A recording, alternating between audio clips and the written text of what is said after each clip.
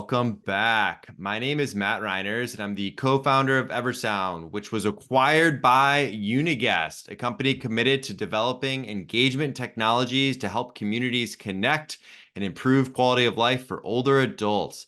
Today, I'm joined by Lindsey Daugherty, head of community at Sage. Lindsey's been in the senior living industry for just shy, or maybe we're there right now, Lindsey, of 25 years in roles such as floor nurse supervisor, community relations director, executive director, regional director of ops, VP of ops, principal, and has recently made the move to the vendor side of head of community at Sage. Thanks for joining me today, Lindsey. Thanks. I'm glad to be here. Awesome. So, Lindsey, first, probably most important question. Can you share a little bit about your background and how you got into senior living? Yeah. So as you can tell, I'm still a baby and I like grew up in it. But honestly, my mom and my grandmother were both in senior living. So I grew up in the hallways of senior living from the time that I can remember. I did go through a little spout where maybe I wasn't going to do senior living in my teenage years, but then there's always a reason. And I went into nursing school and headed straight in right out of high school back into senior living. So definitely didn't get away from what I started with. Yeah. And Yeah. being 25 years in, I mean, hey, yeah, you probably started when you're around 5 or 6, I would say. So, yeah, Yep. exactly. Um, and I know one of the things we want to jump into this episode is just, talking about culture and, how do we build that and understand that, right? From the people capital and how that really can drive our strategy. And before we kind of get into that, I would love to just understand, like, how do you define culture? Yeah. I mean, to me, it's simple. It's how you feel. It's how Mhm. you feel when you're in a culture based on workplace. It's how you feel when you're at work and in that environment. And of course, it includes a lot of different aspects, but what matters most is how the people around you are feeling, behaving, acting, all of those things collaboratively.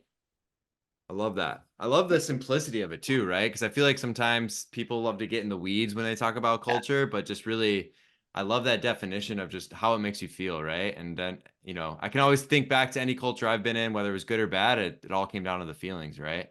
Mhm. Um, and so I'm curious, like, how do you approach building a strong and positive culture in a senior living setting? And, feel free to share any strategies or practices that have proven effective for you over your years.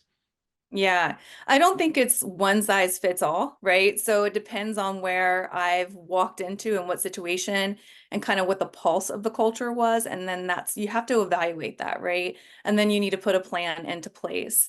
And so it all starts with a vision and alignment with that vision, and you don't want to dilute it by any means. So you've got to look at a lot of things. How are people acting, right? What are the behaviors? That are going on, and are they communicating? Are they productive? All of those things need to happen. And I say the best way to create culture, and just so you know, my background is like I normally was given those children, those problem children, where culture maybe was absent or it was toxic. And so the first thing was to listen, right? To really figure out what is going on from the caregiver to the dietary to maintenance to the leadership team, really listening to what maybe is pain points for them or they've not been heard in the past, and really understanding before you start a strategic plan. But I would say that the plan always has to be people first. And Mm, when I said culture is a feeling, is how do they feel? So even if you don't validate how they feel, you need to understand how they feel in order to change it. And so that's where servant leadership goes into gear. And then also like a holistic approach. You're not just working on their job performance, you're working on their mental and emotional stability and more about them and why they go to work in order to really change the way they feel when they're at work. right. Yeah. No, it's Yeah. it's super smart, right, to think about that. It's tough to put a plan in place if you don't really understand the people that you're working with and what's kind of it, because what might be important to you, right? If you're doing this strategic plan might not be important to them. And I wonder too, like, in what ways does people capital influence strategic planning and decision making in the senior living industry specifically? Yeah. So if you don't have the people capital, you're not going to have results. And I think a lot of times, sometimes we start with the goals first, what we need to achieve, and then we put the skill set in place. Honestly, it should be the opposite. You should look at your skill set you have, then work backwards to the goals that you need to achieve in order to people to feel a part of something. And also go when you go to market, right, with the product, go to your community, find out like what works, what doesn't work. Is this achievable? So each goal you're setting, there's investment along the way so that you can achieve it. And sometimes those goals that you may have in place as a company could get bigger because you didn't realize the people capital that you already had underneath you. And I think sometimes we have all these great ideas in an office, but we didn't realize we could go way beyond that because the people capital inside the buildings have experience, passion, and they are ready to make it happen when they feel a part of something. And that's a big deal, is feeling a part of something, and everyone just wants to belong and wants to be seen. So that's your strategy needs to be around your people capital and not vice versa.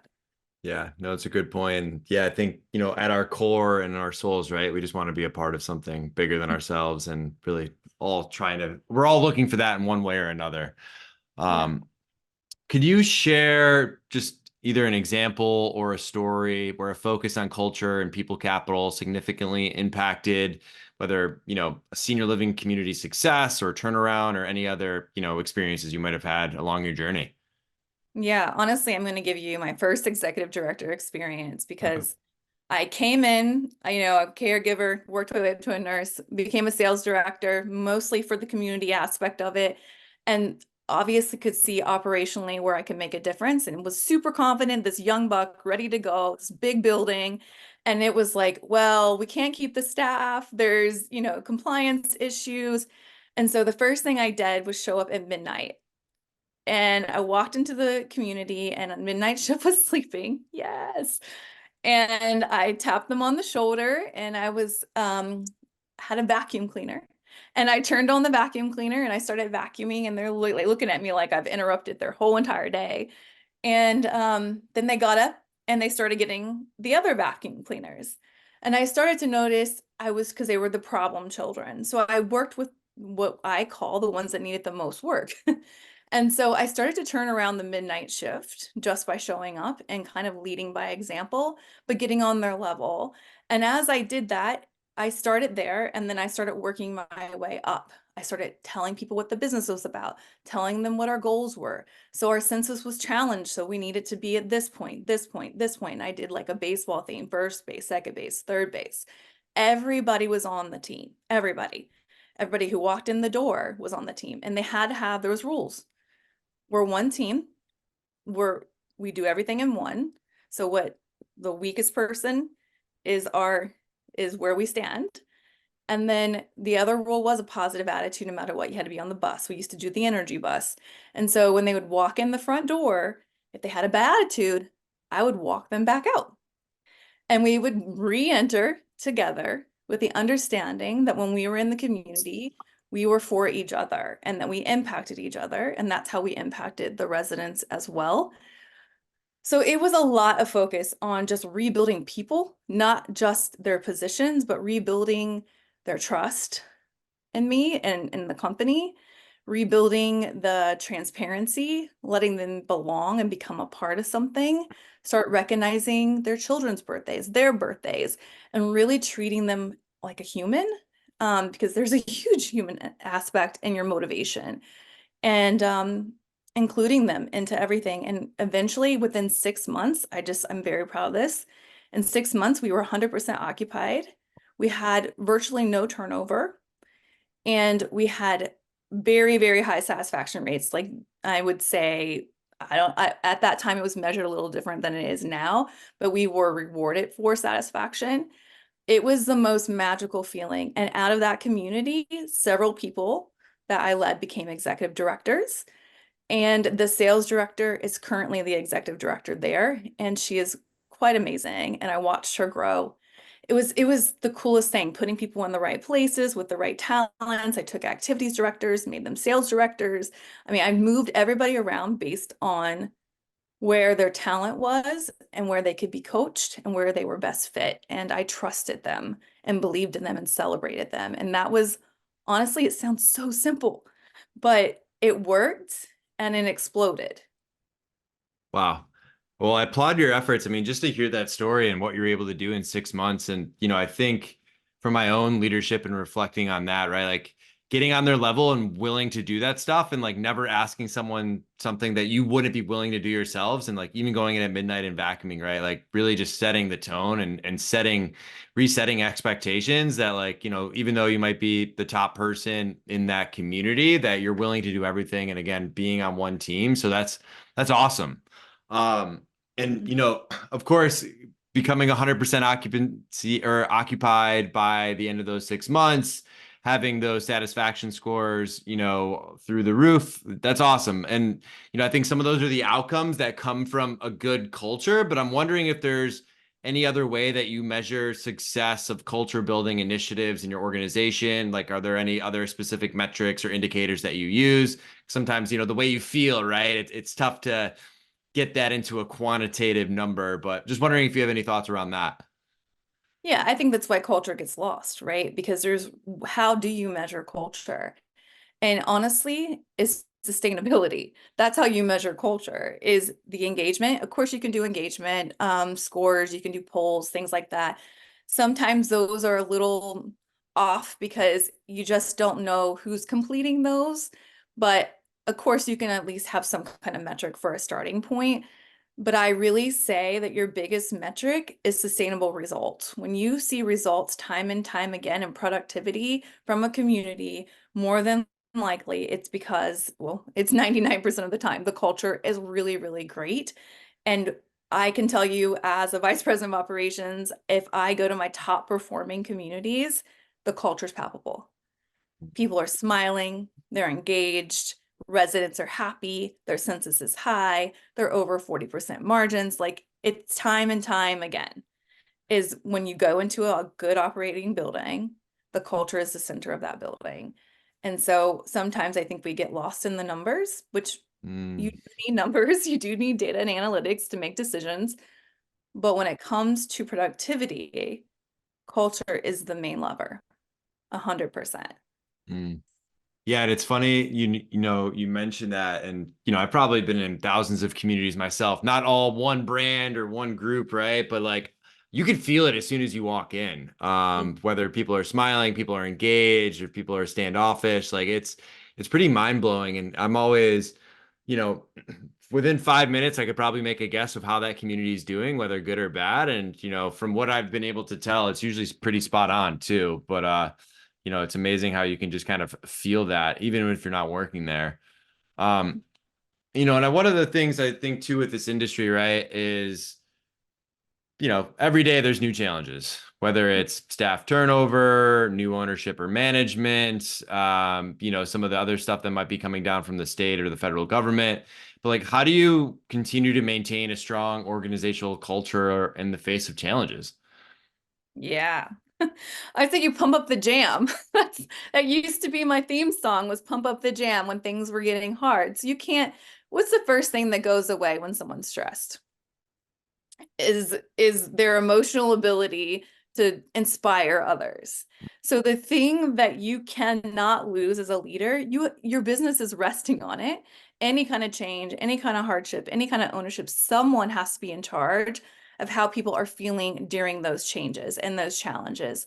Someone has got to remain the cheerleader. Like depending if you're the executive director, you have to hold that torch. That is your role, is to keep people positive and happy. Now, what causes culture during change to falter also is one, we lose focus, but fear. You have to eliminate fear. If a caregiver sees that there's an ownership transition, sometimes they don't understand it. Your executive director might understand it, your VP might understand it, but they think, do I still have my job? Can I still feed my children? How am I going to pay my bills? Because all those thoughts of fear will resonate in their brain and it starts to create toxicity and survival mode. So if you're not cognizant during any change about the way people are feeling, that's where things go wrong. And that's where you need a designated person to kind of be the culture champion. You just Mm. can't lose side of it. Yeah, I love that. Yeah, it's so important too, right? To kind of continue to keep that front and center and top of mind. Um, and I even again reflect back to my own life, and when I've been stressed, yeah, it's definitely tough to inspire others because I'm just so caught up in my own head of like what's going to happen next and all that sort of stuff. And then my final question for you, Lindsey, and arguably my favorite, if you were to give senior living providers just three guiding principles as we move through the rest of this year, what would you say? Yeah, I've got a lot to say, but I'll narrow it down. I'm going to give a quick example because I think it's going to add the impact to these things. So you asked me how I got into senior living, but you didn't ask me why I became a leader in senior living. And so I want to explain this because this is going to go into the three things that I would advise. I was a nurse on the floor for a nonprofit, and we were purchased by another company, and the new owners came by. I had a resident who was in a diabetic emergency, and I was handling the insulin and calling the doctor. And the new owner was walking down the hallway, and there was a transition strip like between the common area and the hallway. And he stopped while I was in the emergency and asked me to fix it. And I, at that very moment, smiled because respectfully, he was the new owner. So I fixed the transition strip, still had insulin in my hand, fixed the transition strip, took care of the resident, and I smiled the whole time. Well, I went home, and that immediately lit this fire in me. Is little did he know that he did that. But at first I felt demeaned. I felt unimportant, unseen, didn't matter. And I wondered, why are you owning this care business when it didn't look like you cared? And then, of course, I've learned through the way that's not exactly what his perspective was, but he was just focused on his business and focused on figuring out how things could be right. So the three things that I go into this is, one, you have to realize your impact. What you say and what you do yields your results, and you have to evaluate that every single day, because although you may have trust by title or respect by title, maybe not trust, but respect, Mm, it will yield, the level of respect you have will yield your culture and your results. And you do have to earn that daily. You can have a bad day, yes, but people notice that follow you because they look up to you in ways that I think we forget. So being cognizant of how we are perceived is very, very important. The second thing is always look to inspire. I would give yourself a goal every single day. It was my goal when I would go into a community or be on a call or travel, like, today I'm going to inspire 5 people.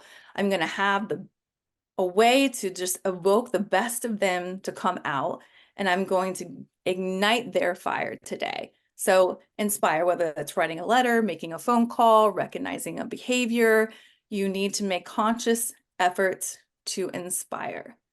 And then the last thing is, don't tolerate toxic people mm, or people who aren't aligned with the mission and vision of your company.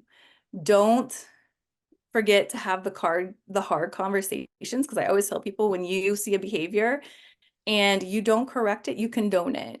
And so if you have a leader in your organization, all the way down to caregiver to housekeeper, the more you tolerate, it just allows there to be holes everywhere, leaking out, that you work against every single day, and that lower your productivity. So if you don't have the hard conversations, you don't hold people accountable to the mission and vision, and you let toxic behavior infiltrate your organization, that will ruin culture quicker than anything else. yeah. So that's it. Wow.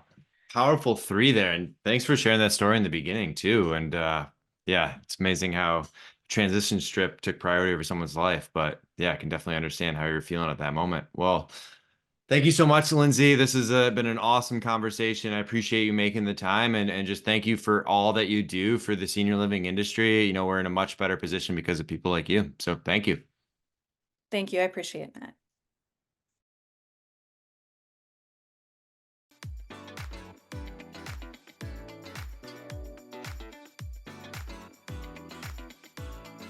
If you'd like to know when we post the next episode, make sure to subscribe wherever you're listening to this podcast. If you're interested in how Eversound can help improve the quality of life in your community, find out more at eversoundhq.com.